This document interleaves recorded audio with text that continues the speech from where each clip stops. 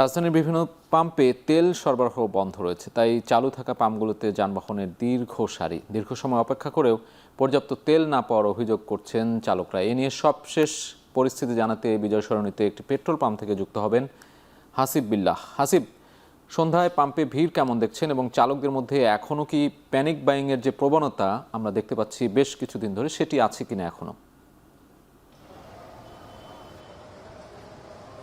সাজিদ, আমরা যে পাম্পটিতে দাঁড়িয়ে রয়েছি সেই ট্রাস্ট ফিলিং স্টেশন বা ফিলিং, এইখানে মূলত যারা পাম্পের তেল নিতে এসেছেন তারা কেউ কেউ দুপুর 2টা বা 3টা থেকে এই লাইনে দাঁড়িয়েছেন।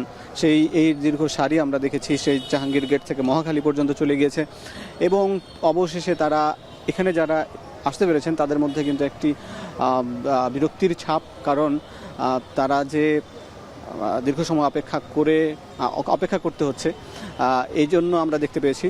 এছাড়া আমরা তাদের সঙ্গে কথা বলছিলাম যে তারা এতক্ষণ এখানে লাইনে দাঁড়িয়ে রয়েছেন কেন, কারণ এর আগে আমরা আরও কয়েকটি পাম্পে ঘুরেছি, সেখানে দেখা গেছে যে সেখানে 2 থেকে 3 ঘন্টা দাঁড়াতে হচ্ছে। এখানে কিন্তু পরিমাণ বা সময়টা বেশি, কিন্তু তারা বলছিলেন যে এখানে কিন্তু 24 ঘন্টা তেল দেওয়া হয় এবং পাশাপাশি এখানে তারা 1000 টাকার তেল নিতে পারেন।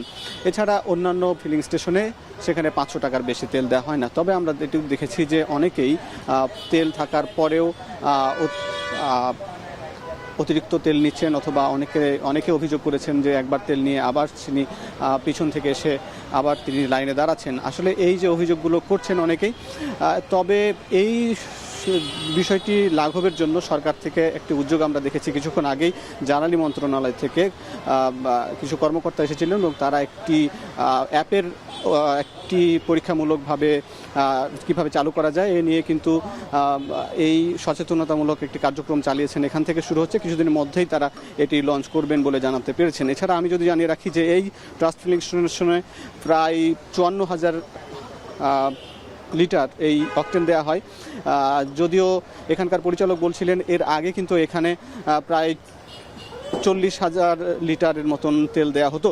তবে অন্যান্য স্টেশনে আমরা যখন খোঁজ নিলাম সেখানে কিন্তু আমরা দেখলাম যে তারা বলছেন তারা যে চাহিদা দিচ্ছেন সেই চাহিদা অনুযায়ী পাচ্ছেন না। এই জন্য কিন্তু সকালবেলা 11টা বা 12টা থেকে তেল দেওয়া শুরু হয় এবং সেটি কিন্তু সন্ধ্যা 6টা বা 7টার মধ্যে শেষ হয়ে যায়। এখন কিন্তু অনেক ফিলিং স্টেশনে গিয়ে কিন্তু দেখা যাবে যে সেখানে মোটরসাইকেলের অকটেন কিন্তু পাওয়া যাবে না।